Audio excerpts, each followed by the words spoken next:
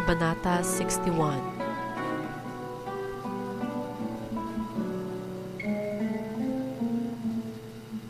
Pinagbibidahan ni na Raymond Bombales bilang si Ibarra, Ramon Pineda bilang Elias sa unang pagganap, Nico Cayago bilang Elias sa ikalawang pagganap, at Janine Donceras bilang Guardia Civil. Ang tugisan sa lawa. Makinig kayo. Itatago ko muna kayo sa Mandaluyong, sa bahay ng aking kaibigan. Isusunod ko na rin ang inyong mga salapi na natagpuan ko pa at itinago ko sa paanan ng balete, tabi ng puntod ng inyong lolo.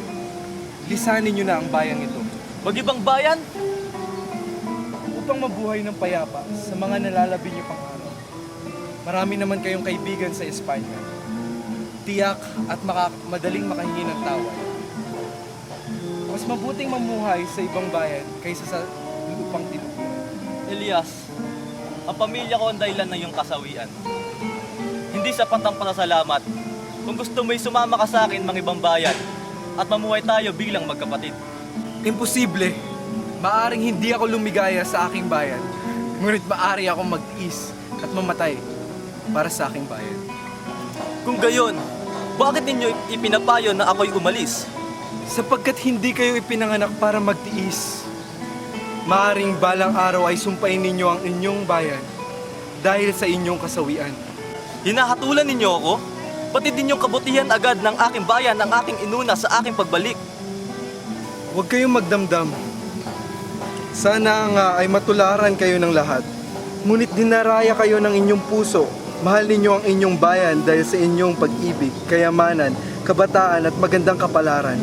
Subalit darating ang araw na itatakwil ninyo ang sarili, ang inyong bayan at ang lahat kapag nahirapan na. Kayong nagugutom, inuusig, ipinagkanulo ng mga kababayan ng dahil sa salapi. Masakit ka magsalita, kaibigan. Nais kong makita ninyo ang katotohanan.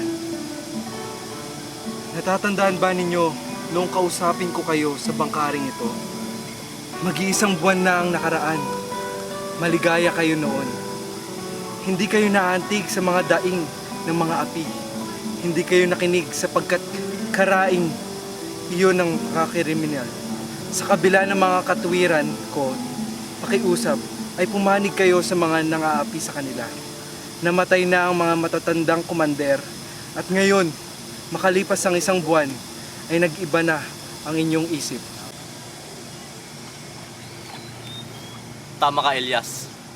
Siguro'y bulag nga ako noon. Ngunit ngayon, tinanggal ng kasawian ang piring sa aking mga mata. Nakikita ko ngayon at nasusuklam sa kanser ng umangat-ngat sa ating bayan. Nananalasa sa ating bayan ngayon kailangan sugpuin. Pinilit nila akong maging kriminal. At kung iyan ang ibig nilang ay mamuno sa aking kilusan, magiging tunay akong subversibo.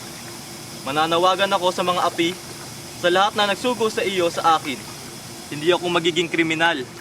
Hindi kriminal ang makipaglaban para sa bayan. Napansin nila ang pagkakagulo ng mga sundalo sa harap ng palasyo ng Kapitan General. Dinahiga ni Elias si Ibarra at tinakpan ng damo. At gaya ng inaasahan, pinahinto siya ng mga sundalo at tinanong kung saan galing. Sige, pwede ka nang umalis, ngunit huwag kang magsasakay ng kahit na sino. Katatakas lamang ng isang bilanggo. Kung mahuhuli mo, ay bibigyan kita ng pabuya. Opo, ano po bang palatandaan niya? Naka-Amerikana at nagsasalta ng Kastila. Talasan mo ang iyong mga mata. At tuluyan na ngang umalis ang Guardia Civil. Ano ang susunod na mangyayari sa kabanata? Abangan.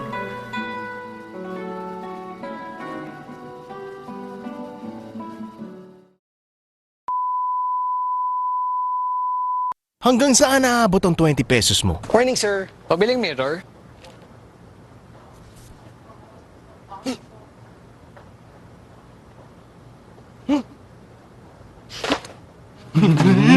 For 20 pesos?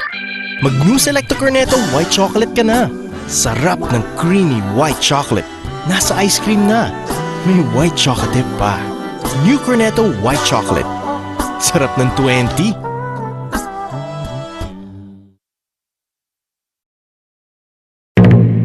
No camera tricks were used in this commercial. Just BioLink VCO 5-minute hot oil for intense moisture, now also in shampoo. Mula sa Splash. Ang programang ito ay rated SPG. Striktong patnubay at gabay ng magulang ang kailangan. Maaaring may masiselang tema, lengguwahe, karahasan, sexual, horror o droga na hindi angkop sa mga bata. Ang pagpapatuloy. Ang tugisan sa lawa. Hari kayo ng inyong kalooban. Kayo ang tanging makapagpapasya ng inyong kinabukasan. Ngunit pag-isipan ninyo ang gagawin. Mayaman kayo at matalino. At maaaring magpasiklab ng digmaan. Ngunit ang may hina at walang kinalaman ang higit na mapipinsala. Hindi nais ng ating bayan na humiwalay sa kanyang ina. Hangad lamang nito ang kaunting kalayaan, katarungan at pagmamahal. Papanig sa inyo ang mga kriminal at di kontento. Ngunit hindi ang taong bayan. Ako man ay hindi papanig sa inyo. Ayaw kong gumamit ng marahas na paraan habang may natatanaw pa akong pag-asa. Kung gayon, magpapatuloy ako na hindi ka kasama. Yan na ba ang iyong huling pasya? Ang huli at tanging kong pasya. Saksi ang Diyos at ang aking Ama.